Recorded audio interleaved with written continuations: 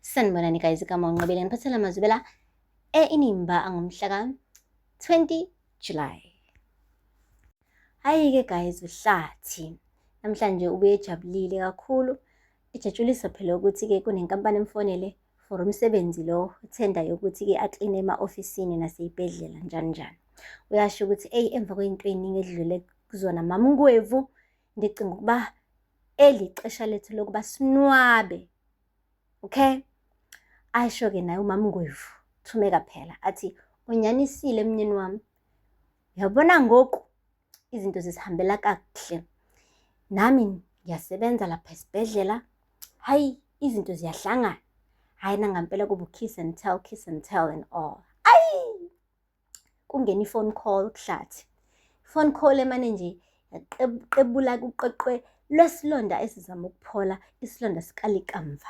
Ayi umane nje lo sisi lo on the other side of the phone call washo ukuthi hayi ngithi nginikhumbuze la nge-graduation kalikamva ukuthi nisazokwazi ukuthi niphumelele. Kudala ngisenda ama-emails kodwa akekho umuntu orespondayo.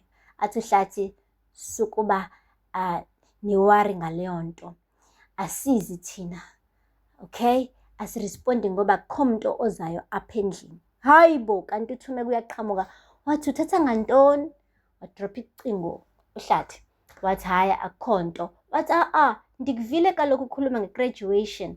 I-graduation kabani? Ekalikamva? Wathi MaMngwevu bese nithethile kaloku, ndithi akukho nto. Wathi hlathi awunokwazi uba undivalele ngaphandle phela ulikamva unyana wami nami. Hayi bo guys, wamane nje uhlathi washo ukuthi hayi ngampela-ke i-graduation kalikamva and akukho umuntu ozoya kuleyo graduation. Wathi hayi bo njani, isigqibo sakho wedwa phela leso. What about me? Nami ndinalo ilungelo uba nditsho uba ndiyafuna ukuhamba noma hayi. Hayi bo guys. Wathi-ke uhlathi hayi sendisithathile mina isigqibo sami. Wathi icingisise kakuhle le nto hlathi, unyana wethu lowa. Wathi MaMngwevu ndizama ukukhusela wena apha. Wathi ngikhusela njani? Wathi icingisise le nto. Uyakhumbula ukuba emva kokudlula kalikamva uba wawunjani? Wawusulila ulila usokulila. Wabona nje ukuthi mesifika laphaya kwi-graduation day bonke omama bazobe behamba nabantwana babo begqoke ama-graduation gowns. Awuzofisa uba nawe unyana wakho ukhona apho kugqoke yakhe igawuni bahambe begibele laphaya ku-podium? Nawe uzofisa sengathi ulikamva ngagibela kunye nabo balilizela abazali bejabulile, wena awuzulila? Uzova iy'nhlungu kaloku ndicingela wena apha, ndivumele uba singayi apho. Wathi mna andifuni uba unyana wami akhunjulwe kabuhlungu ngokuthi wafa kanjani. Andifuni ukuba ukusweleka kalikamva kube yinto nje esigqiba ukuyazi ngaye. Kunezinye izinto ezinhle azishiyileyo kulo mhlaba. I-graduation izobe isikhumbuzo sokuba usebenze nzima njani umntana wethu hlathi. Icingisise le nto. Awunokwazi ukungithathela isigqibo. Awuxelelanga mina ukuba ndizolila? Angizulila mina, sendipholile ngoku. Ndifuna nje uku-celebrate usuku lonyana wethu ngokubani usebenze nzima. Hayi-ke uhlathi kwangathi uyayizwa yonke-ke le nto ekhulunywa uThumeka, kwangathi uyayizwa naye seba nama-memories-ke esho ulikamva ukuthi uphase ngokhumlade and all. Hayi-ke bathi sebeyisaphaza-ke indaba emndenini wonke, hhayi sebe-involve-ke naye udadewabo-ke uYanga, besho ukuthi bazogqoka kanjani, kumele ku-edwa namathikithi ama-extra because almost everyone in the family would want to be in the part of leyo graduation day. Basho ukuthi-ke kuzomele hlampe kuze noThulani nonkosikazi wakho uThandeka, hlampe noXolani uzofuna ukuza, hlampe noNtsikiso kumele beyonikezwe amathikithi athe ukuba extra. Uhlathi waphinde futhi wayisho le ndaba wathi akukho umuntu oya apho. Hayi bo hlathi. Wathi yimi inhloko yakulo muzi, inhloko yalo muzi ndimi, ndisithathile sami isigqibo ndithi akukho muntu oya apho. Yo hlathi nenkani guys.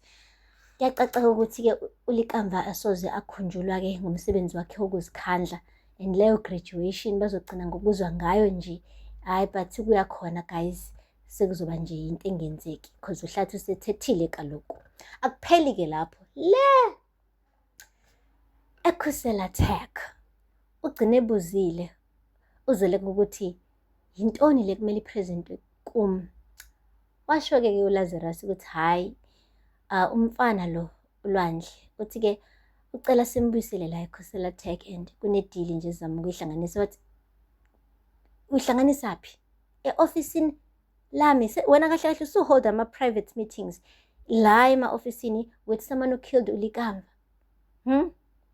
Wabona-ke guys uLazarus ukuthi kona hayish akunambitheki kahle uma usuyibhekisisa kahle lento. Yona it seems right but it's not right, yabo.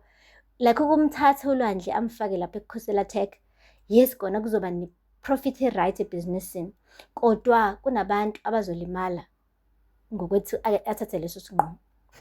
Guys, bathe sebebuyelile-ke endlini, waphinde wayivusa indaba uZoleka. Wathi, my love, ndiyaqonda uba ukuqasha uLwandle eKhusela Tech kungase kube yabo ne-profit nyana yabo, especially ukuthi zizothola u-10% weZondo Technologies.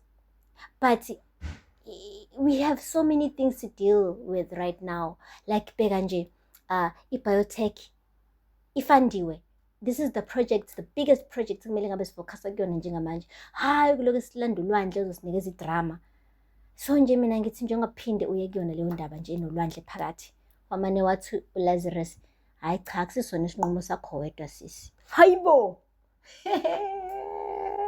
Hayi mina ngiyazi lento namhlanje it's all about decisions. Nobody wants to say okay, you've made a decision, okay nami ngiyasilandela. Yilona lo ufuna nje ukuthatha isinqumo sakhe yedwa eceleni. Like i-partnership, teamwork ayikho namhlanje guys in both sides. But anyway, asazi ukuthi-ke iyozala nkomo noma kunje. Asiqedi-ke lapho guys, siphinde siyele Zondo Technologies.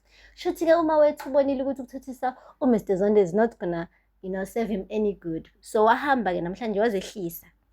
Wathi Mr Zondo, ngicela nje uba ndixolise ngendlela endathetha ngawe nawe last time sigcina ukuthetha.